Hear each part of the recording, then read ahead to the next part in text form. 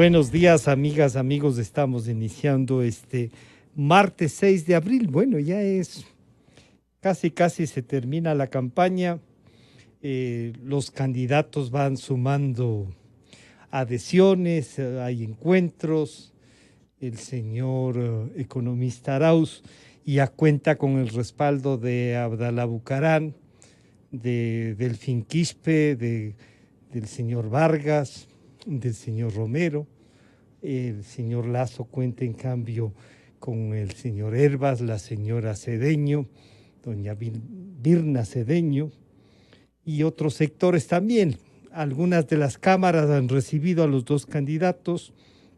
Se debate en realidad ahora sí un modelo de gobierno y frente a eso también, ¿no es cierto?, el tema de la discusión política en el Consejo Metropolitano de Quito, y eso también juega con las elecciones del domingo, el no tener sesión hoy del Consejo Metropolitano para no tratar los temas del alcalde, su vinculación al correísmo, o casi podríamos decir su retorno al correísmo del señor doctor Yunda, hacen también que entonces él se decante por esa otra candidatura, lo cual algunos dicen es peligroso para el alcalde porque no es lo más fuerte en Quito esa otra candidatura, ¿no es cierto? Entonces, sí, creo que es un momento de reflexionar ya no votamos por el candidato bueno o el candidato malo, votamos por el próximo presidente de la República y la reflexión tiene que ir en ese sentido. Ahora, ¿qué es lo que el Ecuador necesita para la economía? Para este momento tan difícil, y para esto hemos pedido la comparecencia y el análisis del señor economista Jaime Carrera y el economista José Hidalgo Payares. A los dos, muchas gracias por acompañarnos. Se sumará también el señor economista Alberto Dajic desde la ciudad de Guayaquil. Jaime, bienvenido, buenos días. ¿Cuáles son los puntos indispensables de todo lo que hemos conversado y siempre conversamos, que necesitamos los ecuatorianos para enrumbar, para dar pasos con mayor firmeza, y si esos pasos están en alguna de las propuestas presidenciales? Jaime, bienvenido, buenos días. Buenos días, Francisco. Gracias por la invitación. Un gusto estar en el panel con José. Un saludo a la audiencia. Bueno, la situación que vive el Ecuador y el mundo en general es absolutamente atípica. Todos los dogmas y los paradigmas económicos se han roto, y dentro de esa disrupción de los paradigmas en el mundo, el Ecuador vive sus propias particularidades. Mientras hay un exceso de liquidez en el mundo, mientras en Estados Unidos los bancos están pensando rechazar depósitos y más bien cobrar por la gente que deposita, el Ecuador tiene problemas de liquidez, tiene un elevado déficit, una economía muy débil, carencia de inversiones, debilidad en las exportaciones. Ahora, ¿qué es lo que hay que hacer en el futuro? Primero, fuera ya del ámbito netamente económico, es elegir bien. Hay que elegir el 11 de abril a un gobierno responsable, entendido como responsabilidad manejar bien la economía, manejar bien el fisco, alentar las libertades, la confianza para invertir, bajar el riesgo país. En general, un país que tenga paz para producir, para generar riqueza. Esa es la elección entre el otro extremo, que es un populismo que destruye, que deniega las libertades, que hace más pobre a los países. Esa es la primera medida. La segunda medida económica es vacunar lo más rápidamente que se pueda para que la economía se normalice. Sin una normalización económica, bueno, el país va a seguir acumulando sus desajustes. Y luego de estos elementos como contexto, bueno, el Ecuador necesita esencialmente tres cosas: crecer, crecer a tasas elevadas, disminuir el déficit, equilibrar las cuentas públicas y atender dentro de este entorno de carencias las desigualdades sociales, la pobreza, el elevado desempleo, subempleo, que han llegado a magnitudes realmente inimaginables en el pasado, aunque ya ha habido en el país siempre pobreza, desigualdad, desempleo. Ahora, ¿cómo crecer? Pues no hay otra forma de crecer sin invertir, sin abundantes exportaciones sin un marco de estabilidad macroeconómica básico.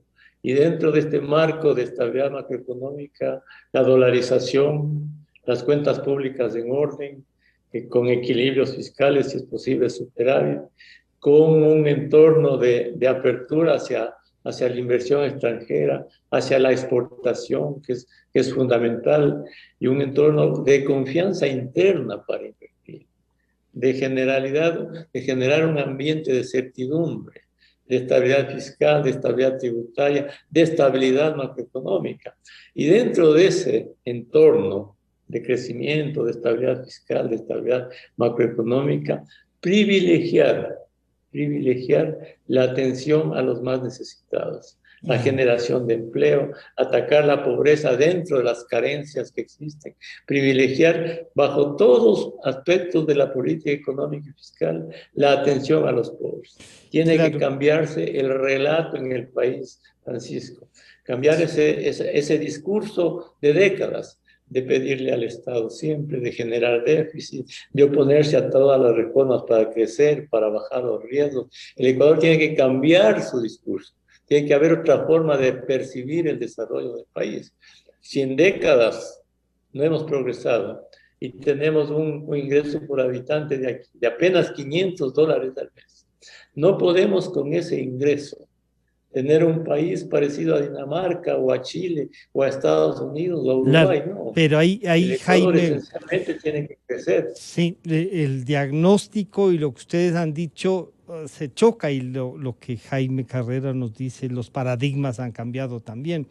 Entonces parecería que sin caer en el populismo hace falta alguna, como también Jaime nos dice, cómo enfrentar la pobreza, el desempleo, el subempleo y cómo arreglar las cuentas nacionales. Eso tomará su tiempo y saludo al economista José Hidalgo Payares.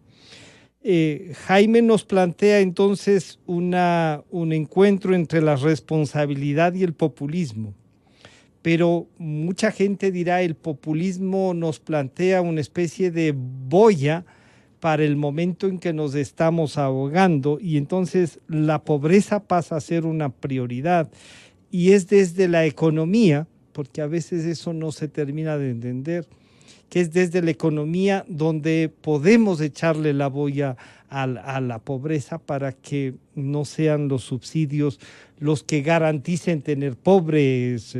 José, bienvenido, buenos días. Buenos días, Francisco. Muchas gracias por la invitación. Un gusto conversar con usted y obviamente con Jaime y con la audiencia. Yo primero respecto a lo que mencionó Jaime, no estoy absolutamente de acuerdo en cuanto a cuáles son las principales necesidades del país para poder crecer en el corto plazo. Lo primero que tenemos que hacer obviamente es controlar la pandemia, sin eso no va a haber economía, y obviamente tener un gobierno, porque estamos en un contexto no solo de crisis económica que se refleja en una caída del 8% del PIB el año pasado, según las cifras que publicó hace poco el Banco Central, sino también en un contexto de una absoluta estrechez fiscal. Eso significa que el fisco no va a poder ser el que impulse la reactivación económica, sino que esa reactivación recae sobre los hombros principalmente del sector privado. Entonces, para que el sector privado, que no son solo los inversionistas o los grandes inversionistas, sino también el consumidor, el ahorrista, puedan colaborar con esa reactivación, necesitamos un gobierno que genere confianza en el sector privado a fin de que los inversionistas inviertan en el país, los consumidores puedan, por ejemplo, pensar en la compra de un bien duradero y los ahorristas tengan su dinero en los bancos, lo que permite que a su vez los bancos hagan intermediación financiera. Si tenemos un gobierno que genera desconfianza, entonces vamos a tener inversionistas que no quieren poner su plata en el país, consumidores que consumen apenas lo necesario y ahorristas que prefieren tener su plata en el colchón. Entonces, con estos dos requisitos, son controlar la pandemia y tener un gobierno que genere confianza, ojalá estos dos se den. En adelante, Francisco, siguiendo con su pregunta, para combatir la pobreza, iban a ser necesarias, o si iba a ser necesaria la intervención, yo diría, activa del Estado, pero de un Estado que esté primero enfocado en sus tareas principales, que son educación, salud, seguridad, y que esté debidamente financiado. Entonces, tener un Estado activo, un Estado fuerte, no es lo mismo que tener un Estado grande, obeso, que es lo que se buscó en la época, sobre todo del presidente Correa. Podemos tener un Estado más pequeño que el que fue el presidente Correa, que de hecho era de los más grandes de la región, y nos estamos comparando con países que tienen estados sumamente grandes y no por eso son países con buena calidad de vida, por ejemplo, Venezuela o Argentina. Entonces deberíamos tener un Estado, digamos, en un tamaño similar al promedio regional, con un gasto público en torno al 30% del PIB, pero que esté adecuadamente financiado y eso le permita llevar adelante medidas de ayuda, a los sectores más vulnerables. Por ejemplo, se habla de transferencias a desempleados, a personas que han perdido sus ingresos o a hogares en situación de pobreza. Y el candidato Arauz quiere apropiarse de esta propuesta. De hecho, en el Ecuador ya tenemos el bono de desarrollo humano desde hace más de 20 años. De 20 años, sí. Pero con la gran diferencia, con la gran debilidad en la propuesta del candidato Arauz, de que él ofrece una transferencia a los hogares vulnerables que no está debidamente financiada. Entonces, el problema no es transferir plata a los hogares vulnerables, que puede ser una medida de ayuda en un contexto tan difícil como el que estamos viviendo. El reto, el desafío para cualquier Estado es poder financiar adecuadamente esas transferencias sin generar desequilibrios fiscales que generen un incremento desmesurado en la deuda pública, o en el caso del Ecuador, sin que esa medida estaría dada por una política activa del Banco Central signifique poner en riesgo el modelo de dolarización.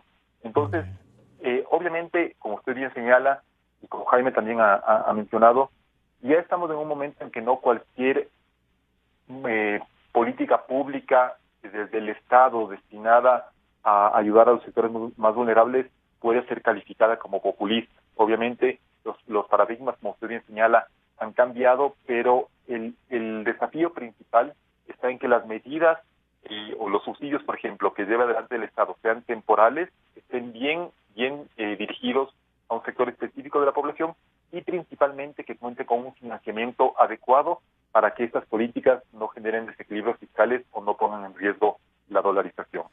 Claro, y entonces ahí, Jaime, de lo que ustedes han dicho, es que la asistencia desde el Estado a los sectores más vulnerables va a ser indispensable en esta época. Y claro, por eso cala cuando alguien ofrece, aunque ya no ha vuelto a repetir en estas últimas semanas, pero ofrece $1,000 la primera semana apenas se posesione, pero no tiene financiamiento. Y cuando le preguntan del financiamiento, dice, bueno, ahí hay plata en el Banco Central, son 7,000 millones de dólares los que están ahí.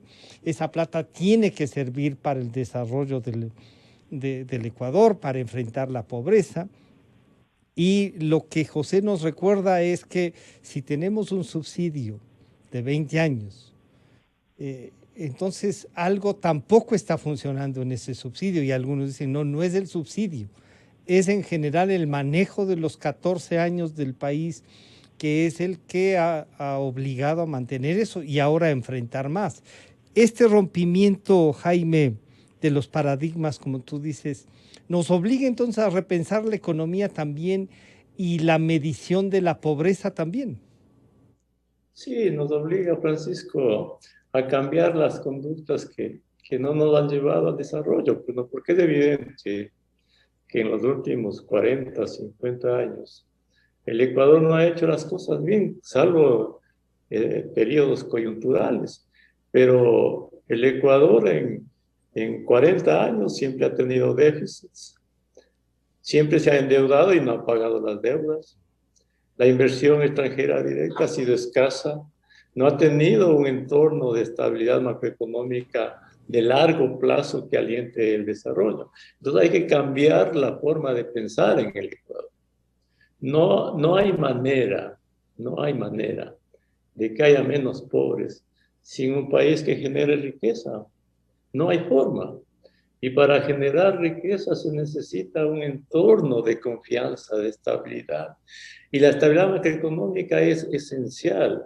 La estabilidad fiscal es fundamental. Y dentro de la estabilidad fiscal, atender a los pobres, sí, pero tampoco los eternos subsidios le sacan a las personas de la pobreza. La Pero mejor, garantizan votos y garantizan pobres. sí, es que ese es esencialmente el populismo. Pero la mejor manera de que haya menos pobres es tener una buena economía que crezca y que les dé trabajo. E inclusive hay estudios de que los bonos que se dan a los pobres fomentan la informalidad. Y es cierto eso.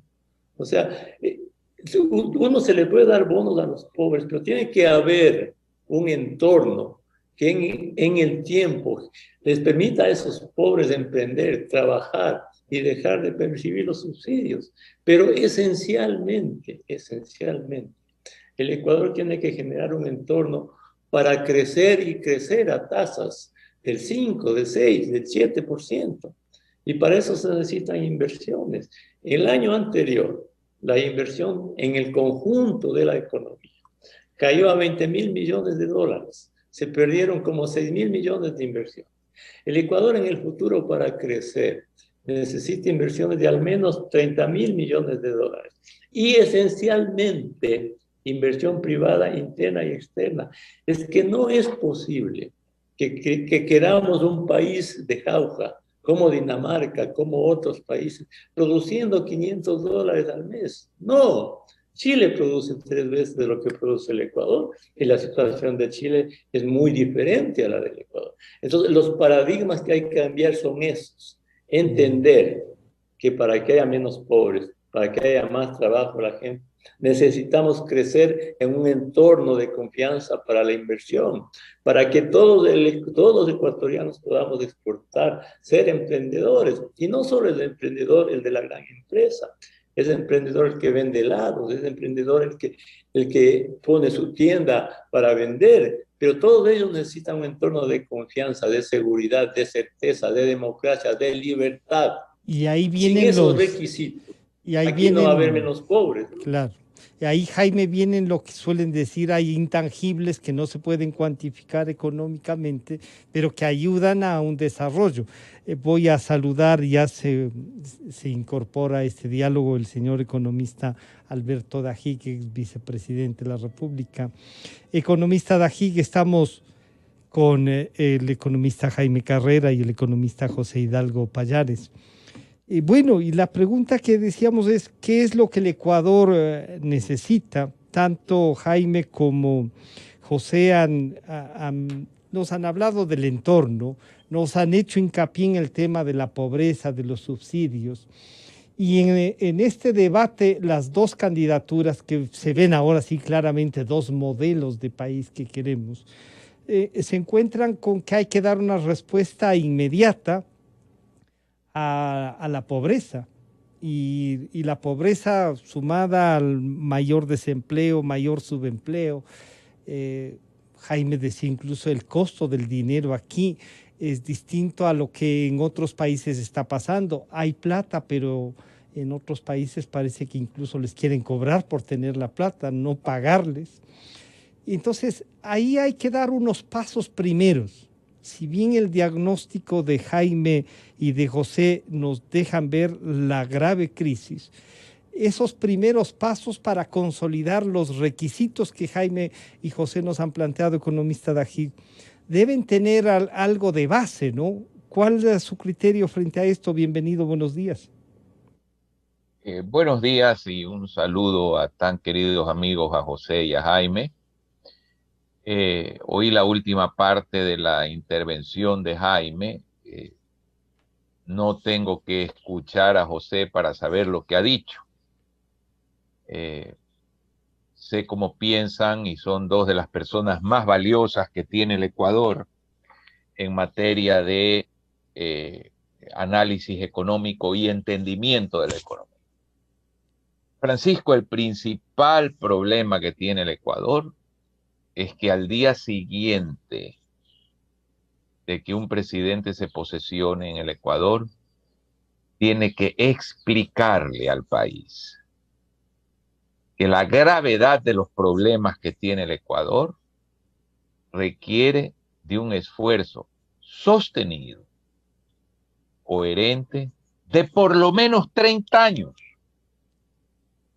Mientras la sociedad ecuatoriana no entienda eso, no hay gobierno que pueda hacer nada por resolver a fondo el problema de la pobreza.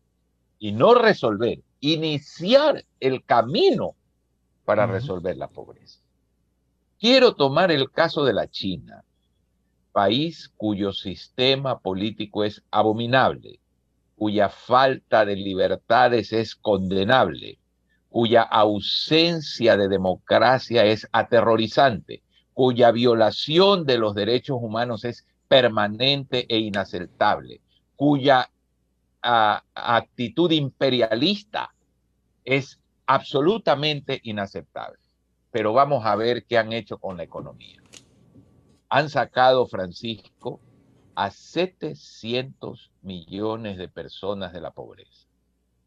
¿En cuánto tiempo? En 50 años. Escúcheme bien, 50 años. Y en esos 50 años, ¿ha habido un discurso antiimperialista? No. ¿Ha habido una condena al capital extranjero? No. ¿Se ha maltratado a una multinacional, como aquí a Chevron, como aquí a tantas otras empresas que se las ha atacado, como a Kimberly-Clark, que la asaltaron prácticamente, y a otras multinacionales en un municipio como el de Esmeraldas en una forma vergonzosa? No. Ha habido un discurso de decir que hay que sacar a los pobres y que odien a los ricos. No. ¿Qué hizo la China? La China, cuando el retardatario de Mao realiza la revolución cultural para tratar de resucitar y sobrevivir en un sistema marxista, leninista, socialista absolutamente caduco, cuando hace eso, Zhou Enlai, su primer ministro, se da cuenta de que por ahí no es el camino y en forma sutil recoge a una gran cantidad de cerebros chinos y los manda a estudiar en el exterior. Cuando muere Mao y asume Deng Xiaoping, el capital humano con las ideas correctas ya estaba ahí. ¿Y a quién llamaron en la China? Llamaron a la CEPAL, llamaron a los socialistas siglo XXI, llamaron a los que hablan del centro-periferia, la relación norte-sur, el imperialismo. No, llamaron a Milton Friedman, la quinta esencia de una economía libre. ¿Y qué hizo la China? Desaparecer controles de precios del Estado, abrirse a la inversión extranjera, flexibilizar las condiciones laborales y transformarse hoy en la economía más capitalista del mundo. Si hay un capitalismo salvaje, existe en la China. ¿Cuál es el resultado 50 años después de mantener unas políticas con lo detestable que es ese sistema antidemocrático y todo lo que he dicho? El resultado es que 700 millones de personas han salido de la pobreza, que ahorran más del 40% del PIB, mientras que los Estados Unidos ahorra un 18%. Es decir, el país que más ahorro tiene en el mundo es la China. ¿Y qué sirve? ¿Para qué sirve el ahorro? Para invertir.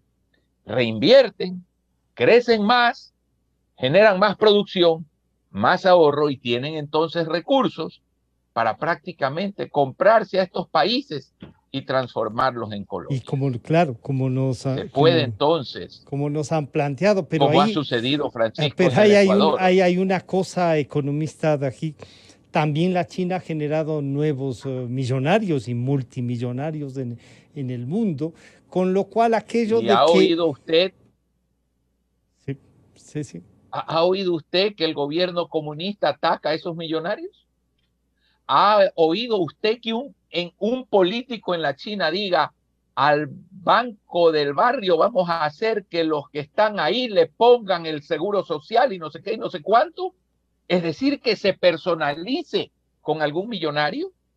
No, han criticado que es el país donde se consumen más autos de lujo. No, es decir, el grave problema de estos candidatos del socialismo del siglo XXI es su extraordinaria capacidad para demostrar que son un ejemplo de la involución de las especies, Sí.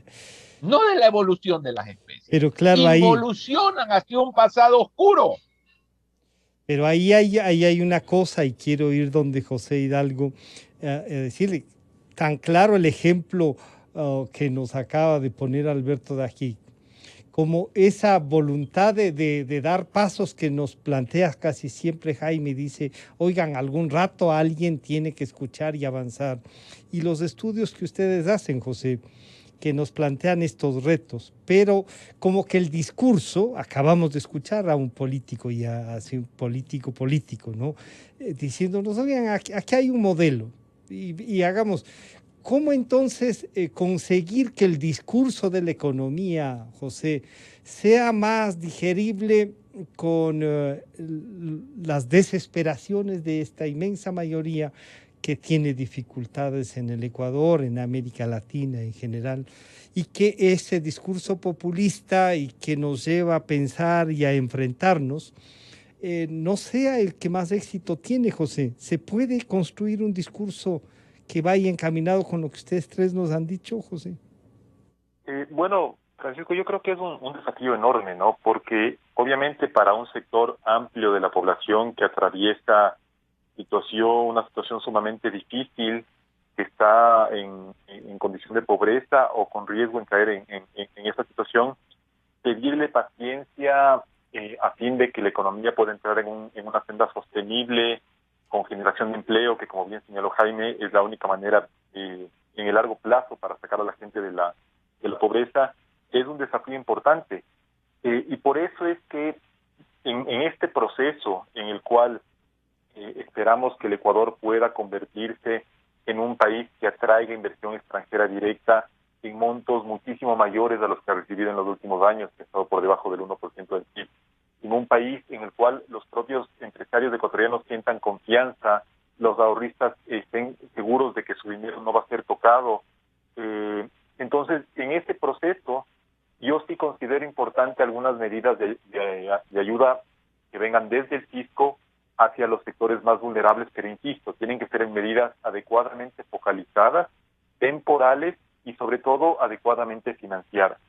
Y en este contexto creo yo, Francisco, que también la posición de las élites, digamos, económicas, las élites intelectuales del país, tiene que ser una posición que tome en cuenta no únicamente sus intereses, sino principalmente el interés del país en el largo plazo. ¿Y a qué me refiero con esto? Que no quisiera, en el caso, por ejemplo, en el caso para mí deseado de que sea Guillermo Lasso el próximo presidente del Ecuador, que salgan por ahí algunos empresarios y lo primero que pidan sea reducir impuestos. Lo que tenemos que tener claro es que, insisto, el Estado ecuatoriano tiene que ser un Estado más pequeño de lo que es en la actualidad, para eso hay que reducir el gasto, pero también tiene que incrementar sus ingresos, porque creo que el gasto incluso para las tareas básicas del Estado no se encuentra en la actualidad adecuadamente financiado. Entonces las élites tienen que tomar en cuenta que el Estado ecuatoriano, con todas sus ineficiencias que hay que mejorar, y creo que en eso Guillermo Lasso ha tenido un discurso bastante claro, que él quiere reducir el gasto principalmente a través de la reducción de ineficiencias y no a través del recorte de servicios. Bueno, ese Estado necesita un financiamiento de largo plazo.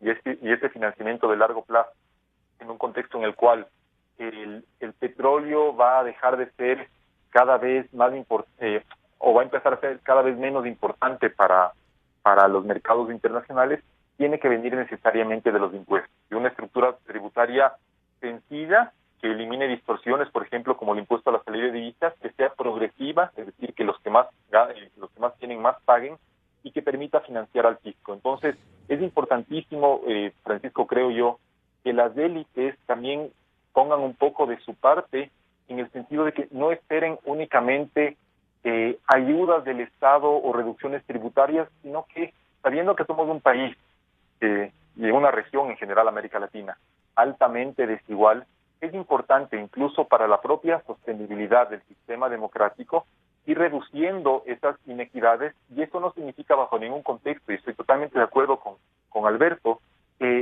menospreciar o satanizar al éxito o al millonario, ni mucho menos, pero sí que las personas que tienen más ingresos puedan contribuir de una mayor manera a través del pago de impuestos con la financiación de un Estado que permita brindar servicios básicos de calidad a los sectores más vulnerables. Creo que de esa manera, entonces, el discurso populista podría empezar a calar menos, porque los ciudadanos que reciben en un primer momento una ayuda a través, por ejemplo, de transferencias, van a ver que en el mediano plazo ya se empiezan a generar más puestos de trabajo, que es, como bien señaló Jaime, la única vía sostenible en el largo plazo para sacar a la gente de la pobreza. Claro, entonces, Jaime, también necesitamos un compromiso de las élites. Y las élites han sido renuentes, incluso muchas, una buena parte, se han adecuado a modelos como el que se está terminando ahora mismo. En estos 14 años hay grupos de las élites que han ganado y han ganado bien. No sé dónde vayan a querer gastarse si esto sigue así sus fortunas. Con seguridad eso sí les permite a ellos irse y gastarse en otra parte, pero es el país. Entonces aquí, para que la economía funcione, necesitamos también un acuerdo nacional, y especialmente de las élites, que son no solo los empresarios, los dirigentes de los trabajadores, de los transportistas, los que hacen análisis, sino una conducción también política. Y ahí, Jaime, ¿cómo empatamos? ¿Cómo empatamos esto que parece que en la China no empatan, sino que obligan? Y aquí lo que queremos es democracia, estos intangibles de la libertad, que a veces no la cuantificamos, sino cuando la perdemos, Jaime. Sí, sin antes no dejar de saludar a Alberto, un hombre valioso, y no dejar de suscribir absolutamente todo lo que dijo. Efectivamente, el Ecuador necesita otra visión, necesita hacer que prenda en el país los requisitos del desarrollo. Y esa nueva visión, hacer que toda la sociedad sea inspirada para progresar, es el gran reto del nuevo gobierno. El Ecuador necesita que toda la sociedad, que todo el conjunto de la sociedad sea inspirado en los caminos del desarrollo, que son los que los hemos dicho día a día en tu radio, con Alberto, con José, con muchas personas. Crecer, generar riqueza, invertir. Esa debe ser la égida, esas deben ser las égidas del desarrollo del país. Si en esta pandemia no terminamos de entender que ese es el camino del desarrollo, que tiene que haber una disrupción de la forma de pensar en el país, para emprender todos, pobres, ricos, trabajadores, empresarios, políticos, todos, entender que este es el camino. Ese es el gran cambio para el Ecuador. Y no es que no debe ser posible, tiene que ser posible. Todos debemos hacer posible esto, con renunciamientos, de todos, con renunciamientos, y unirnos en esta dirección. ¿Por qué? Porque el otro camino es profundizar la pobreza. El populismo es pobreza, es destrucción. es falta de libertades. El populismo es masificación de la pobreza. China, como dijo Alberto, en décadas ha conseguido ser casi la primera potencia del mundo y reducir la pobreza en extremo. Sí, es cierto, el Ecuador tiene que, dentro de un marco de libertad y democracia, conseguir eso. Y es una tarea de largo plazo. Y algo fundamental, y esto yo quiero repetirlo porque estoy muy de acuerdo con lo que dijo Alberto. El primer día del próximo gobierno, y que creo que debe ser el gobierno de Lazo, tiene que decirle al país la realidad del país. Esto recibimos, y para superar esto en varios años tenemos que hacer un conjunto de cosas y de elementos. Entonces aquí caemos en la transparencia de la gestión pública, absoluta transparencia de la gestión pública. ¿Por qué? Porque si no le decimos al país día a día, hora a hora, cómo están las cuentas públicas, qué es lo que hace el Estado, cuáles son los esfuerzos que tiene que hacer la sociedad, esto no va a aprender en la sociedad, no vamos a lograr que todos estemos conscientes de una realidad que existe y de lo que hay que hacer para superarla. En este periodo de reflexión, al margen de la pandemia, Francisco, vamos a ingresar en un periodo de reflexión. Y permíteme citar a Steven Kotler, que es un autor del libro El arte de lo imposible. ¿Qué está diciendo este señor? Que los que han progresado y los que han generado riqueza, Steve Jobs o el mismo Einstein, que es una celebridad en las dimensiones. Para eso necesitamos una suerte de reflexión que este autor lo llama el no tiempo para reflexionar sobre el futuro del país. Este es el no tiempo para reflexionar y para entender que nuestras reflexiones deben llevarnos a cambiar lo que hemos hecho mal antes y pensar en el progreso, en la unión, en el desarrollo, en cambiar el discurso tradicional del todo no, pero del todo sí para que nos den gratis las cosas, del todo sí sin el esfuerzo, no. El futuro del Ecuador es esfuerzo, es dedicación, es acuerdos, es consensos para llevar adelante el país sobre los hechos que le dicen al mundo cómo ha progresado. Hay un libro, el de Sapiens, el de un israelita, que hace un magnífico recuento de la historia de la humanidad. Hasta hace 50 años, hasta hace 500 años, la economía del mundo permaneció estancada en el decurso de la historia. En los últimos 500 años, la economía ha tenido una evolución en su riqueza fenomenal y más en los últimos tiempos. ¿Cómo? Con un capitalismo que produce, que florece, que genera riqueza. Y eso significa orden económico, orden fiscal, exportar, invertir. Ese es el discurso que tiene que prender en la sociedad y va a ser la tarea del próximo gobierno desde el primer día. Entonces, ahí, claro, lo del primer día para transformarle, esa no puede ser sino una invitación a avanzar. Pero aquello del capitalismo ha sido tan duramente el término golpeado que parecería casi un pecado, y hay gente que incluso se asusta, y todos prefieren llamarlo de otras maneras, y de alguna manera lo político es un liberal económico, ¿no es cierto? Pero que alguien se declare capitalista no tiene incluso el mismo peso de que si alguien se declara comunista, porque como el concepto nos menciona un poco la comunidad, no atrae más, diríamos, ¿no? Pero la democracia, en cambio, conjuga estas cosas e invita, Alberto, a las élites, como ha dicho José, a comprometerse y a ceder también. Como dice Jaime, aquí tiene que pasar los todos, y los que más tienen deben tener un mayor compromiso para generar esto. ¿Cómo empatamos lo político entonces? Para que un gobierno que maneje bien la comunicación, que haga lo que ustedes nos han dicho, le comunique al país lo que pasa, pero Jaime va más allá, día a día le diga lo que estamos haciendo para avanzar. sin que se asuste y sin que pierda esperanzas, economista Dajic?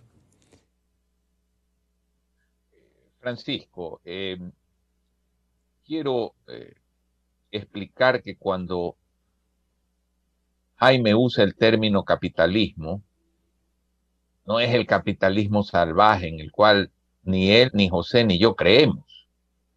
Es la idea fundamental de que tiene que haber una producción, que esa producción tiene que generar un ahorro, que ese ahorro genera una inversión y entonces hay un proceso de acumulación de capital, de acumulación de medios de producción, de acumulación de infraestructura, que no lo produce ningún otro sistema que se conozca hasta ahora. Eso no quiere decir ni que Jaime, ni que José, ni que yo no creamos en que hay que focalizar la ayuda a la pobreza, que hay que exigir que el sistema produzca redistribución del ingreso, que hay que buscar que los que más tienen, más aporten. Eso es obvio. El año 92 iniciamos un trabajo para generar el primer mapa de pobreza del Ecuador que no existía, porque era mi convicción ya en ese momento que teníamos que tener una herramienta para atender directamente a los pobres. Y todos los subsidios focalizados que se han dado en el país provienen de tener esa herramienta que la comenzamos en 1992 a través del INEC. Y también eliminamos el subsidio a los combustibles, que es el más perverso y más regresivo de los subsidios que ha tenido el Ecuador y cuyo monto a través de más de 40 años representa más que toda la deuda pública del Ecuador. Pero eso le valió el mote de terrorista económico, justamente ese subsidio. Bueno, los terroristas son quienes desmantelaron el sistema que habíamos ya dejado para que el subsidio desapareciera. Ya no había subsidio y los políticos se encargaron de devolverlo, Francisco.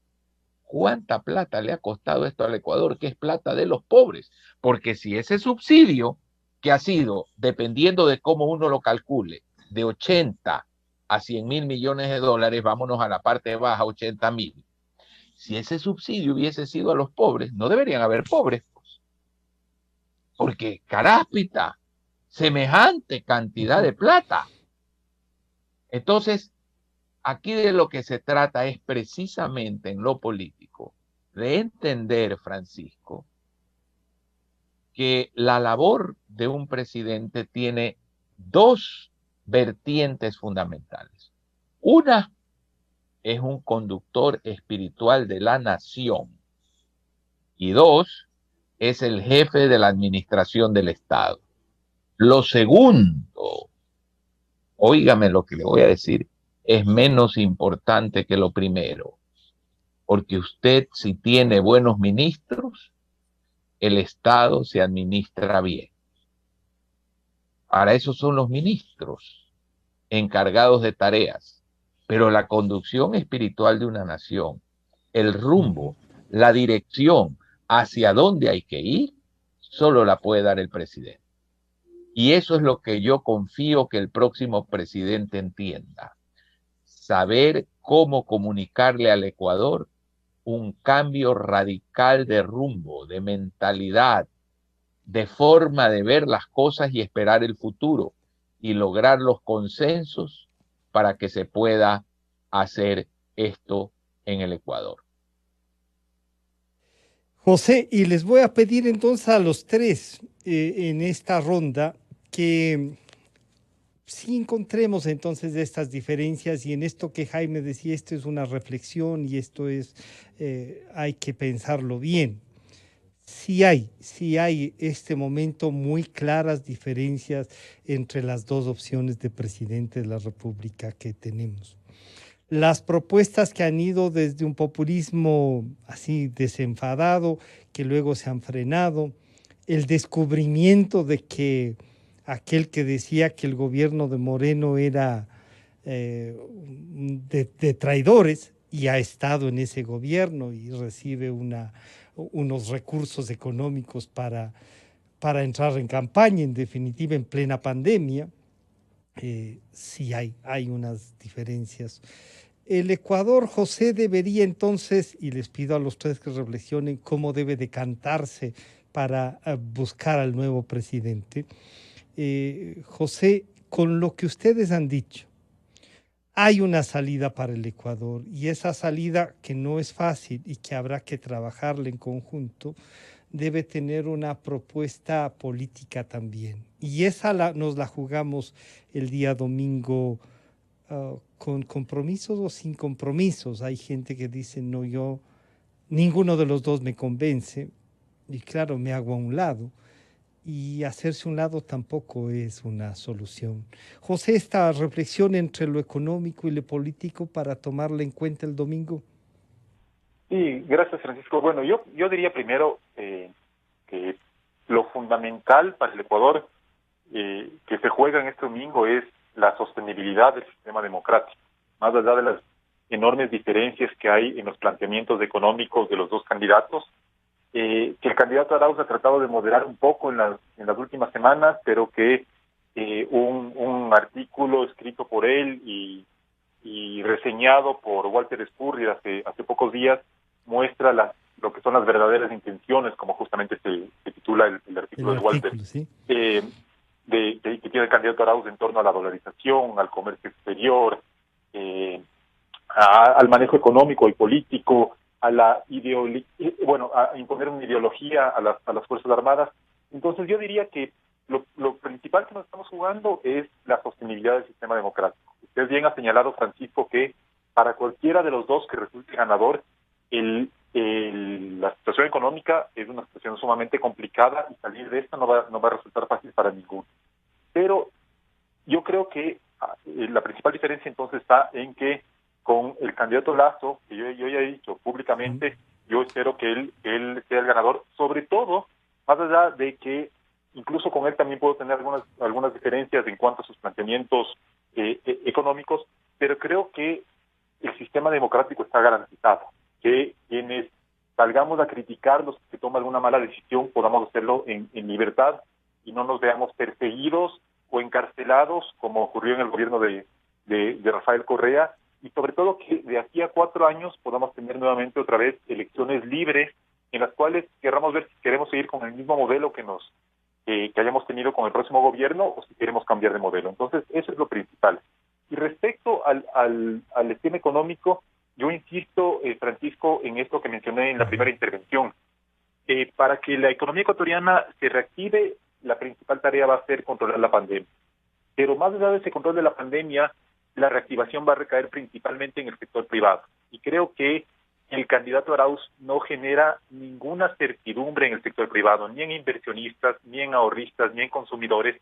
Y por lo tanto, la situación económica, que ya es de por sí bastante difícil, y que lo será también incluso si es que gana Lasso, esta situación económica tan dura puede prolongarse por un tiempo muchísimo más largo, y es que el próximo gobierno, lejos de generar confianza y de enviar señales de certidumbre a los agentes económicos, insiste en lo que es lamentablemente la ideología del socialismo del siglo XXI, un Estado omnipresente, un pésimo ambiente de negocios, más impuestos, más salvaguardias, más sobretasas, como ha dicho también el propio candidato Arauz en su plan de gobierno, ataques a la banca. Entonces creo que el Ecuador tiene que definirse primero por el candidato que garantice de mejor manera la sostenibilidad del sistema democrático. Eso es lo principal que nos estamos jugando.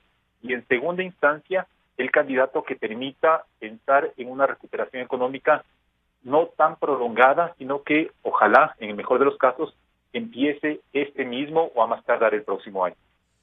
Claro, y entonces, Jaime, esto que ustedes lo han visualizado bien y que nos lleva a tener yo diría, un crecimiento sostenible que pueda avanzar, que pueda irse consolidando, tiene que ver con esto. Ya no, yo decía, José nos dice, hay que ver el candidato que nos garantice estos pasos. Ahora no hay que ver el presidente, ya son solo dos. Nos toca elegir al presidente, ya no al mejor candidato. Y claro, las libertades cuentan, aunque a veces el sonido del estómago pueda anular el pensamiento, Jaime. Sí, pero Francisco, el sonido del estómago debe llevar a la gente a reflexionar. Ojalá en el futuro todos los ecuatorianos seamos millonarios. Como bien decía Alberto, el capitalismo debe entenderse como la tarea de todos, generar riqueza para redistribuirla de mejor manera y más a los pobres. Pero no solo las grandes empresas generan riqueza. Genera riqueza el que vende helados, el que tiene una tienda, en general el que emprende. La elección del 11 de abril es la elección histórica más importante que tiene el Ecuador, quizá en los últimos 100 años. Primero, la disrupción del populismo, es decir, vencer al populismo. Ese ya va a ser un hito para el Ecuador. No caer en la perpetuación de los gobiernos como hay en Nicaragua, en Cuba, en Venezuela, en Corea del Norte. Esa va a ser la primera disrupción de la reflexión de cada ciudadano, fundamentalmente. Libertad para caminar, para entender, para estar tranquilos, para invertir. Libertad, democracia, eso fundamentalmente. Y dentro de ese marco, sí, emprender el camino al desarrollo. El desarrollo en la historia de la humanidad, en ningún país del mundo se ha logrado a través del populismo. Volvamos a China. Cuando China era comunista, en el gran salto adelante, murieron 30, 40 millones de personas de la pobreza. La elección es estar bien, generar riqueza para estar mejor o ser cada vez más pobres. Esa es la elección, porque no hay otra manera. ¿Cómo las personas que no tienen nada progresan? Creando, invirtiendo, emprendiendo trabajo para sí y para los demás. Ese cambio de mentalidad es el que necesitamos en el futuro. Y cada persona debe reflexionar. Es decir, cada persona tiene que decir en este momento, yo quiero estar mejor, con un ámbito de libertades para yo hacer que mi bienestar se logre con mi esfuerzo y generar el bienestar de las demás, o por el contrario, en el futuro, recibir $1,000 que me lo gasto en 30, en 60 días, y como todo se destruye para pagar esos $1,000, después de que reciba los $1,000, yo estaré condenado a la pobreza. Esa es la elección. Ahí hay una disyuntiva. Entonces, economista Dajiga, Alberto, no son 20 años sostenibles para crecer, ni quedarse 20 o 30 años en el gobierno. Hay una diferencia entre generar políticas sostenibles 20 o 30 años a quedarse en el gobierno 20 o 30 años. Pero usando ese ejemplo que usted nos ha puesto, también uno piensa ese capitalismo salvaje de la China ha sido también con falta de libertades. O sea, ahí no es que han podido crecer, hay nuevos millonarios, no se los ataca, pero están ahí y parece que el modelo es un poco el control social. Y Jaime y José nos dicen, no, la democracia tiene un juego y es una cosa importantísima. Conjuguemos esto este domingo, Alberto. Obviamente, Nueva Zelanda, que es una maravilla de país, lo ha hecho en democracia, Australia también, Noruega también. Es decir, una gran mayoría de países de Occidente lo ha hecho en democracia. No tenemos por qué creer que el modelo chino de absoluto control político y tiranía y una economía libre es el único viable. No. ciertamente se puede hacer. Panamá ha estado creciendo mucho en democracia. Costa Rica logró grandes éxitos en democracia. Uruguay tiene un nivel muy aceptable en democracia. Y la Argentina es un desastre en democracia. Y Venezuela es un desastre en tiranía. Y Nicaragua es un desastre en tiranía. Entonces, sí, queremos democracia y crecimiento. Queremos democracia y derrotar a la pobreza. Una cosa es absolutamente cierta para el próximo domingo. El señor Arauz no representa la democracia. Usted sabe lo que pasará con esta emisora, que pasará con quienes estamos en este panel si atacamos a un gobierno como el de Arauz. Seremos perseguidos. Se usará el SRI, se usará los jueces, se usará la fiscalía, se le negará la renovación de la frecuencia a la radio, o no lo vivimos ya. ¿O no es esa la situación en Venezuela? ¿O no es esa la situación en Nicaragua? Pregunto yo. Entonces, cuando uno dice, huele como gato, camina como gato, come como gato, es gato. Y no escondamos aquí las cosas. Han ido a Venezuela a avalar elecciones, o sea, avalar la antidemocracia, a avalar el sistema que ha destruido al país más rico de Latinoamérica. Lo destruyó. Entonces, no nos engañemos. Se trata de una elección para mí muy clara entre vivir en democracia o acabarla para siempre en el Ecuador. Yo quiero agradecerle al economista Jaime Carrera, al economista José Hidalgo Pallares y al economista Alberto Dajic por acompañarnos y reflexionar en momentos en los que sí, aquí hay un quiebre, parece, y una decisión del pueblo ecuatoriano. Para eso, lo que usted acaba de, no de contarnos, de recordarnos, a nosotros no nos contaron, lo vivimos, así es que la democracia es una de las esencias de lo que siempre estamos buscando. Alberto, José y Jaime, muchas gracias por acompañarnos. Un buen día. Muchas gracias. Gracias a todos. Gracias. Hasta luego. Gracias, un gusto saludarles. Enseguida volvemos.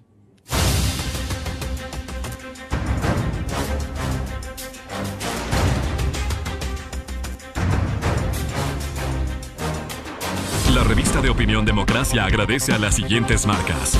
Inicio de espacio promocional y publicitario. Si eres de los que ama estar en casa, pues con Banca Virtual Intermático puedes pagar tus impuestos prediales desde el lugar que más